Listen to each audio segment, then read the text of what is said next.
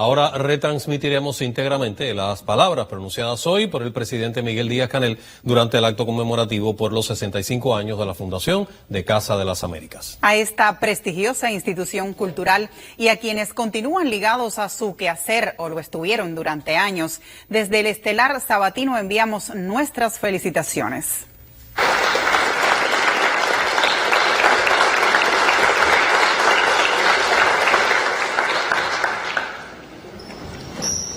Saludos a las compañeras y compañeros que habitan Casa de las Américas.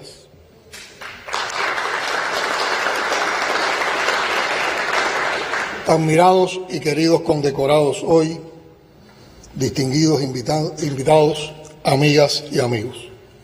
Saludo y felicito en primer lugar a los condecorados esta mañana y agradezco especialmente a Jorge Fornet su emocionada evaluación del significado de la obra de 65 años que celebramos hoy. Magnífico, justo y bello ensayo sobre Casa de las Américas.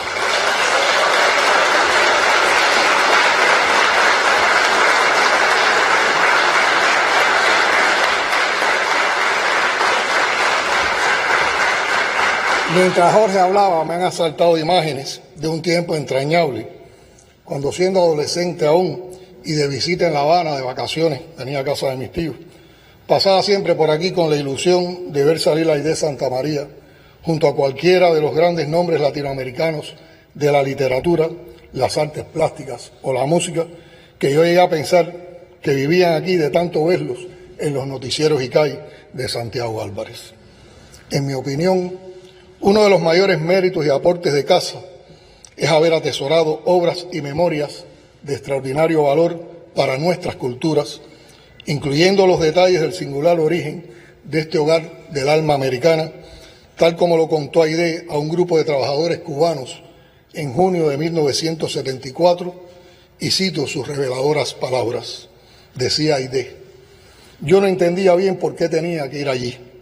Yo no estaba entre las llamadas personalidades del arte y la literatura, ni siquiera tenía cultura. Era un pedazo de casa que parecía una iglesia y la gente que estaba allí entonces. Ahí estuve 2 o 3 meses y le cambiamos el nombre. ¿Qué cosa era aquello de Sociedad Colombista Panamericana? Pues vamos a cambiarle el nombre. Entonces me proponen varios nombres y entre los propuestos había nombres muy pomposos y me quedé con el de Casa de las Américas. Quienes estábamos cerca de los compañeros que en este país saben lo que puede suceder, sobre todo Fidel, estábamos al tanto de que se avecinaban rupturas de relaciones con la América Latina, de que tendríamos grandes conflictos, todo eso ya sabíamos que vendría. Entonces yo empiezo a pensar que cuando nos aíslen de nuestro continente, era importante no aislarse de la cultura latinoamericana. Para mí, en el orden personal, era angustioso pensar que nos separaban de la cultura de nuestro continente. Pensaba y sigo pensando que la cultura de nuestro continente es en lo fundamental la misma. Y entonces decido quedarme en la Casa de las Américas. No podía aceptar que por el aislamiento que íbamos a padecer, un día nuestro pueblo no supiera cuáles eran nuestros antepasados indígenas, quiénes eran los escritores y los artistas de nuestro continente que habían sabido expresarlo en formas literarias y artísticas. Me preocupaba que un día en este país nuestros trabajadores, por haber quedado aislados de nuestro contingente, no supieran quién había sido Ricardo Palma del Perú o el Martín Fierro argentino. Pues aunque las culturas puedan llamarse internacionalistas, no cabe la menor duda de que hay raíces y por aislamiento pudiéramos no conocer las raíces de nuestra maravillosa cultura tan profundas y tan hermosas. No podemos aislarnos de nuestra cultura porque nos aislamos de nuestra política, nos aislamos de Bolívar, nos aislamos de San Martín, nos aislamos de Martí. Y si nos aislamos de ellos, nos aislamos de nuestra cultura porque ellos son parte esencial de nuestra cultura también. Fin de la cita. He comenzado con esta larga cita porque la historia que sigue a esos inicios es tan tremenda que incluso quienes tenemos más años, más relación y por tanto más responsabilidad en defender e impulsar sin reposo la obra de Casa, olvidamos e incluso desconocemos muchos de aquellos detalles conmovedores y esenciales de su nacimiento, hasta que una conmemoración como esta, de aniversario, nos da un buen pretexto para traer la idea de vuelta a casa, como ha hecho antes Fornell. ¿Cómo fue que una mujer que se definió duramente a sí misma como alguien sin cultura llegó a ser respetada, querida y honrada, aún después de la muerte, por algunos de los más prominentes y deslumbrantes autores de nuestra lengua, tal como atestigua esa magnífica colección de cartas recogidas en el libro Destino, Aide Santamaría? Hay que preguntarse si acaso la sensibilidad, el humanismo, la pasión y el compromiso revolucionario no son raíces suficientes para alimentar y hacer nacer y florecer la cultura.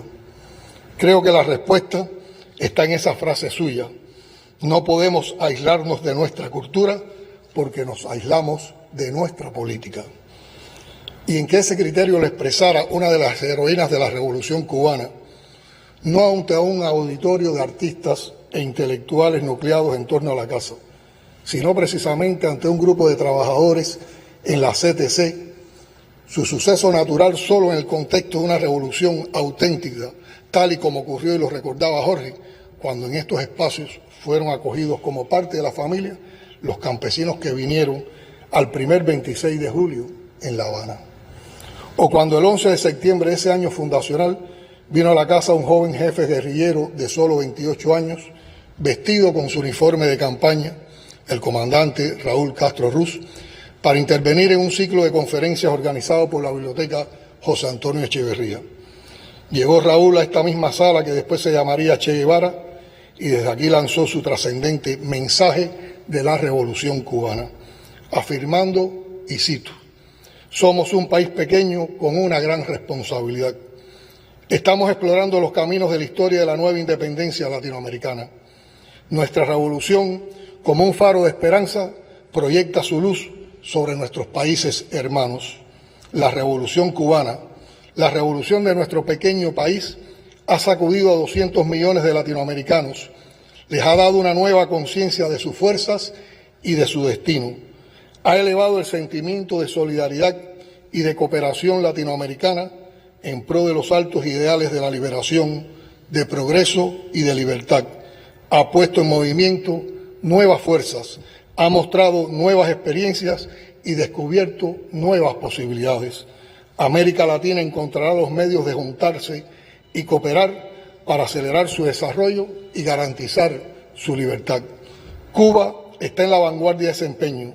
No dejaremos que la luz de la Revolución Cubana se apague para los pueblos hermanos de nuestra América. Párrafos antes, en ese largo y profundo mensaje de la revolución que Raúl dio a conocer en la casa, se resalta la raíz martiana del trascendental proceso abierto por el triunfo revolucionario en su proyección latinoamericanista. Cuando Martí hablaba de nuestra América, cuando no limitaba su patria a nuestras queridas islas, sino que se consideraba como hijo y servidor de toda nuestra América, tenía presente seguramente esta similitud de los males que nos azotan, de los enemigos que nos atacan, de los peligros que nos amenazan. Nuestro es Martí, como nuestros son el cura Hidalgo y el indio Juárez, Bolívar y San Martín, Artigas y O'Higgins, Betances y Eloy Alfaro. Sufrimos por nuestros males y por los males de todos los pueblos hermanos de América Latina. Fin de la cita. La obra de la casa, desde su nacimiento, ha sido promover las artes y la literatura de nuestra región, trabajar para la integración latinoamericana y caribeña en el campo de la cultura y combatir las visiones coloniales que se imponen sobre los pueblos y subsisten y se renuevan desde hace más de 5 siglos. Nada más político y a la vez cultural. Eso es Casa de las Américas y eso es la Revolución Cubana. La labor orientada hacia la emancipación cultural y hacia la unidad que soñaron Bolívar y Martí fue decisiva en particular cuando los gobiernos de América Latina, con excepción de México, rompieron bajo la presión del imperialismo con la Cuba revolucionaria. Mucho después, en 2019, en cálido mensaje de felicitación a Roberto Fernández Retamar y a su equipo, el general de ejército Raúl Castro Ruz destacaba nuevamente el valioso aporte de la institución a la creación de lazos y vías de intercambio cultural para los pueblos de América Latina y el Caribe, y al fomento de una visión martiana y anticolonial entre los creadores de nuestra región. Fue precisamente el querido e inolvidable Roberto Fernández Retamar quien en sus palabras por los 30 años de la institución se refirió al espíritu de servicio con que Aidé marcó a la casa, considerando determinante el hechizo personal de la heroína y su manera inolvidable de vincular la política radical y la sensibilidad humanista, así como su convicción de que tan trabajadores de la casa son los que laboran en sus locales como los que lo hacen en otros lugares y países, su necesidad orgánica de justicia y de belleza. Entre esos trabajadores de la casa que sostuvieron muchos de sus proyectos desde otros países del continente, hay creadores que fueron asesinados de manera brutal por las dictaduras fascistas patrocinadas por el imperialismo para callarlos y destruir la fuerza moral de sus ideas, como Rodolfo Walsh, Paco Urondo, Haroldo Conti o Víctor Jara. Varios intelectuales perseguidos en sus países fueron acogidos en esta casa, donde iniciaron líneas de trabajo que aún perduran, como Manuel Galich y el también vilmente asesinado Roque Dalton. Una figura entrañable de la casa, exiliada en Cuba tras el golpe fascista, fue Miria Contreras Payita, cercana colaboradora del presidente Salvador Allende.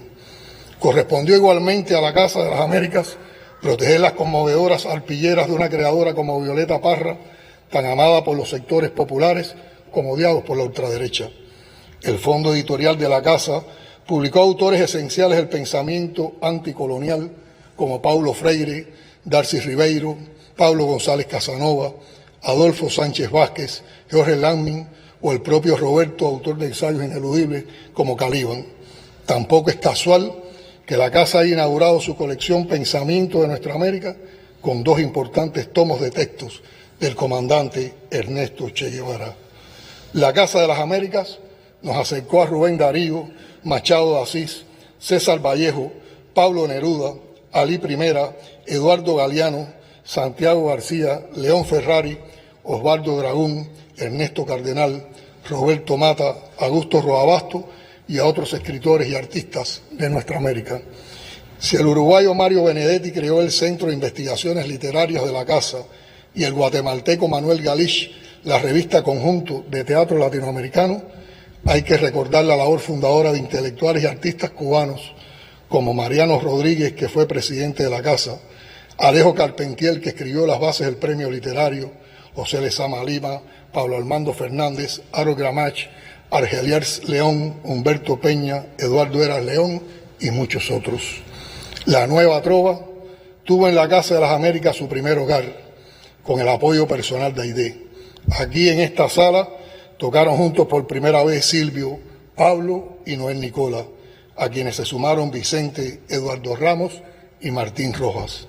Aquella expresión originalísima de nuestra cultura se conectó con otros muchos cantautores convocados por la Casa a instancias de la cineasta estadounidense y cubana Estela Bravo para participar en aquellos encuentros de la canción protesta.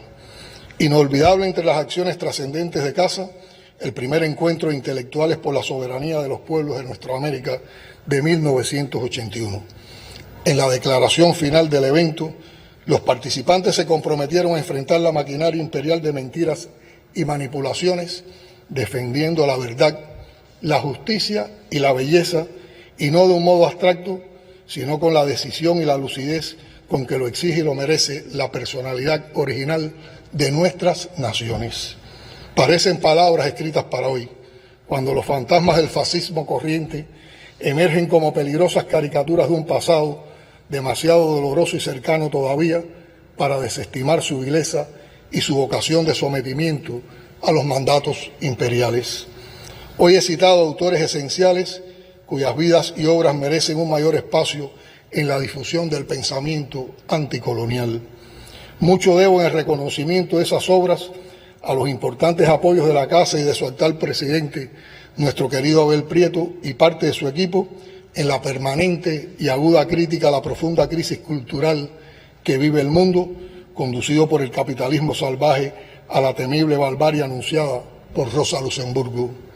No es posible olvidar que mientras aquí celebramos aquel gran hecho cultural que fue el nacimiento de nuestra Casa de las Américas, Israel ultraja la memoria de su propio pueblo, masacrando a los palestinos que sobreviven entre los escombros de Gaza. Y Estados Unidos, tras sucesivos vetos, se abstiene de votar un alto al fuego en el ya inútil Consejo de Seguridad de las Naciones Unidas, pero aprueba sumas millonarias para alimentar guerras, mientras reprime brutalmente a los estudiantes que protestan por el cinismo de sus gobernantes y acusa a otros de su ya inocultable irrespeto a los derechos humanos. No hay mejor homenaje a todos los intelectuales y artistas que entregaron sus vidas, juntos con sus obras, a la lucha antifascista y antiimperialista promovida por la Casa, que hacer causa común con los que hoy batallan por los mismos ideales de justicia social, paz y auténtica libertad. No quiero terminar sin dedicar un saludo agradecido al jurado del Premio Casa, que este año celebra los 65 junto a nosotros. Sentimos profundo orgullo por hospedar a quienes trabajan intensamente para que siga siendo este premio anticolonial, martiano, calibánico, expresión de apego innegociable a la cultura, como hace unos años lo definió brillantemente Abel Prieto. Abrazo también a los compañeros de distintas generaciones que han sido condecorados hoy y que ya forman parte de la rica historia de esta institución que ha nutrido la cultura cubana, latinoamericana y caribeña. Los felicito y los abrazo en este día de tanta significación. Abrazos a todos y cada uno de los trabajadores de la Casa y les pido que mantengan la mística que heredaron de Aide, de Roberto y de los fundadores, que es la mística propia de la Revolución Cubana. Sigan enfrentando la mentira y las manipulaciones del imperio y sus mercenarios y del nuevo fascismo con la verdad, la justicia y la belleza. Muchas gracias.